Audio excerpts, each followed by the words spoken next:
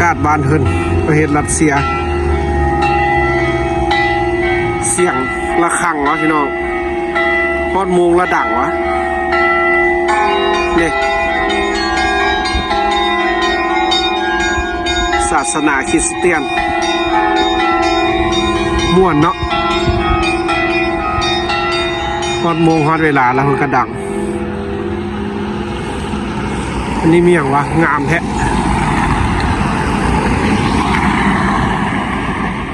โอ้แสงไฟเนาะปี1910นะครับปี1914น่าจะเป็นพุระรุ่นโซเวียตพุระพี่น้องอันนี้ตึกยังงามแท้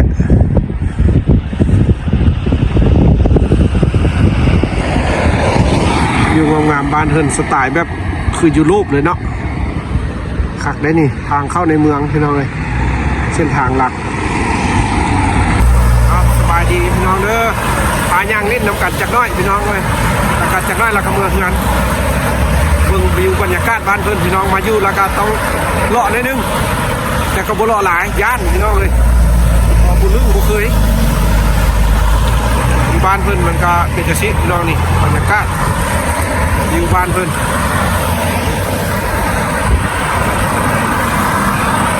เย็นพี่น้องเลยบ้านเพิ่นกันหนาวพอได้เรื่องเป็นได้การอยู่ได้รัสเซียนะพี่น้องเลยกันผู้ใดมากกันหนาวเย็นๆนะหัวกันแบบปากอะแข่งไปหมดพี่น้องเลยไม่ต้องหัวเลยอยู่ที่กันเลยโอ้เย็นก็เย็นแท้เย็นว่าบ่อนฮ้อนก็ฮ้อนแท้ฮ้อนว่าพี่น้องเลยคืออยู่บ้านเฮาเนาะแล้วกับอยู่พี่น่ะพี่น้องมันต่างกันขนาดเลยพี่น้องต่างกันแบบสิ้นเชิงเลยบรรยากาศแบบคนละบ้านเลยนะเราแบบเดินทางมาแต่ไทยเนาะแต่บ้านเฮาแล้วก็มาไทยสิล่ะแล้วก็มาลงยนต์แล้วก็มาเจอหนาวเลยเขาหันเอาเสื้อมาตัวเดียวหรือว่าในกระเป๋าแล้วก็มันมีแต่แนวกินโดยมันมีเครื่องมีอย่างพี่น้องเลยมีแต่แนวกินเครื่องก็ขึ้นมาต้องมาเอาอยู่ที่พี่น้องใส่เอาอยู่ที่สีสุกก็หนาวจนสั้นสีสุกก็ได้พี่น้องเลยมู่คู่ทุกคนขึ้นจังนึงก็เป็นตะหัวหาประสบการณ์ด้วยตัวเองแบบเขาก็ต้องบูเบิ้งกันแบบบูเบิ้งบ้านเพิ่นก้อนนะแบบว่าบูเบิ้งข้าวเบิ้งอย่างก้อนจะค่อยมาเลยก็เป็นอย่างนั้นพี่น้องเลยบ้านเพิ่น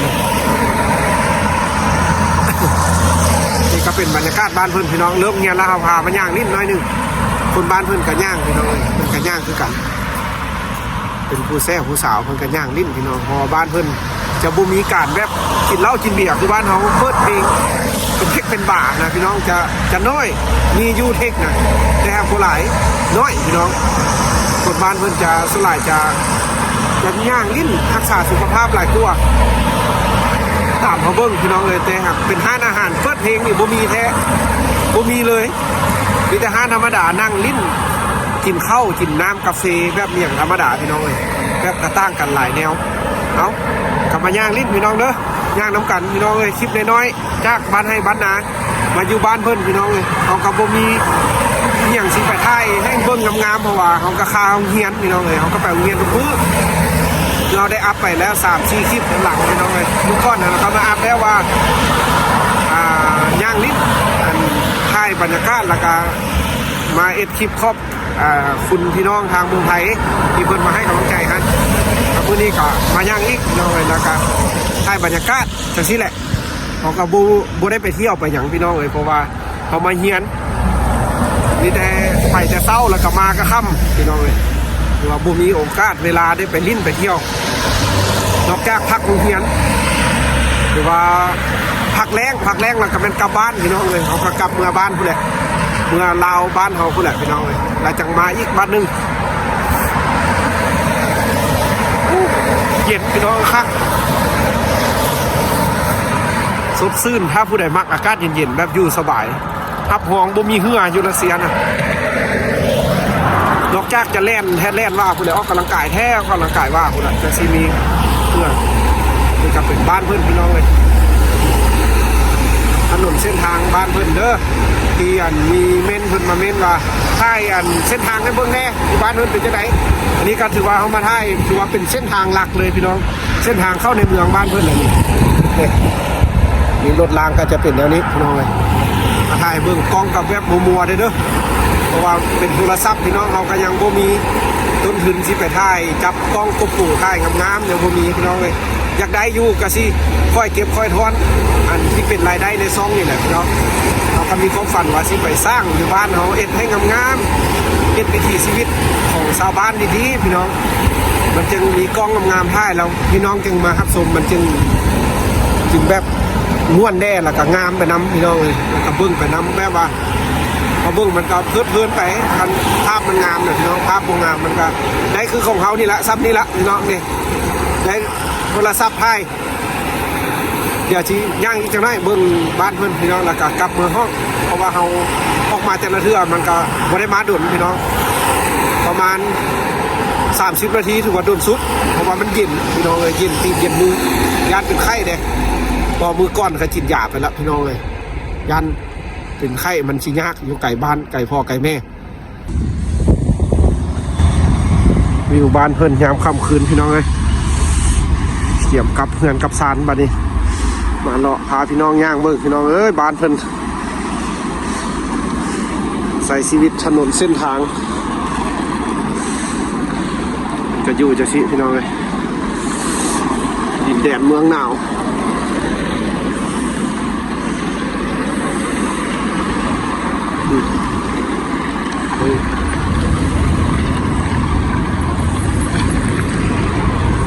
มีรถที่กันเลยประเทศรัสเซียโอ้หิมะตกอย่างหนักหน่วงพี่น้องเลยหิมะกำลังตกหนักพี่น้องอยู่รัสเซียกลางถนนเส้นทางสวยงามขนาด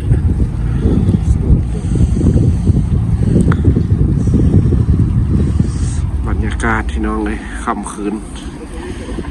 ฟ้าแจ้ง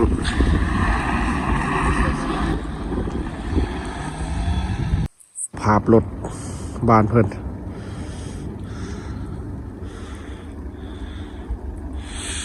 หนาวเป็นน้ำแข็งเบิดเลยรางเขาเจ้าที่จอดไว้หน้าบ้านหลังคาบ้าน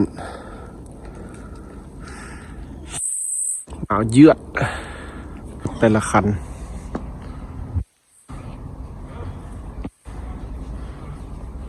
หนาวสภาพบ้านเพิ่นแผ่นดินและหลังคาบ้าน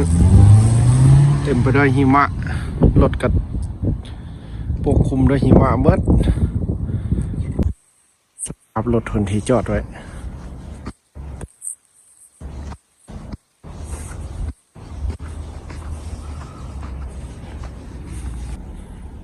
ลมหนาวเย็นรถบ้านเพิ่นต้องได้อุ่นจากอย่างในสภาพบ้านเพิ่นความเย็นหนาวให้น้องเอ้ยสิเอาให้เบิ่งประเทศรัสเซียพี่น้องเอ้ยเมืองนี้ก็สุดยอดความเย็นหนาวแผ่นดินนี่ขาวเปื้อเลย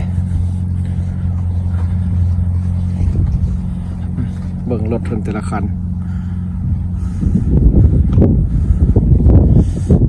คันเป็นบ้านเฮาสิติดได้วะนี่รถนี่พี่น้องจักรก็สิติดได้วะนี่เพิ่นใช้รุ่นไหนคือว่าเป็นจังซี่บ้านเพิ่นเบิ่งพี่น้องเอ้ยบ้านเพิ่นหนาวส่ำใด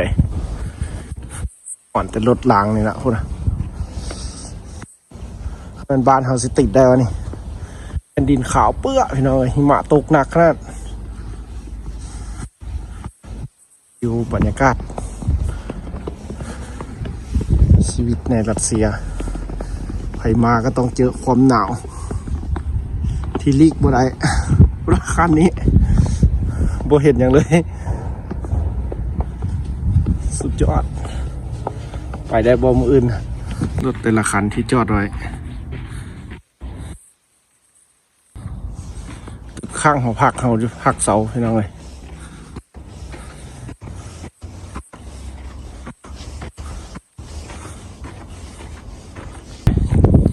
เห็นขี้ดินนี่คือสภาพเมืองหนาว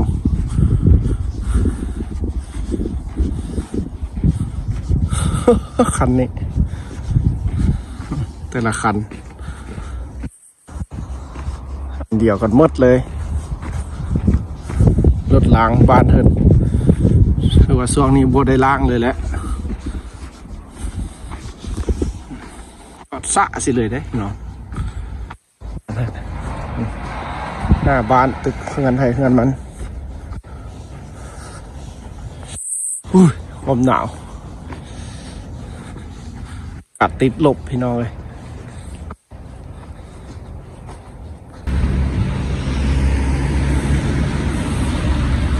ชีวิตที่ต้องพบเจอผู้ใดที่รักษารถบ่แพงรถนี่บ่เป็นตาพี่น้องเลยอยู่บ้านเพิ่นบ่ได้ซื้อรถหรูรถงามปานใดเด้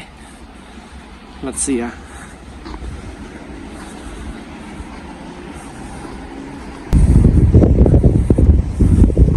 นี่ก็ฮอดหอพักละพี่น้องเลยอันนี้หอพักตึกเขาอยู่ถ่ายเบื้องตอนอากาศหนาวๆหิมะตก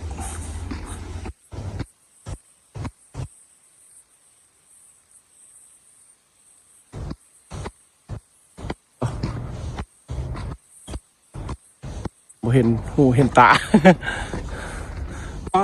คันนี้ก็เลย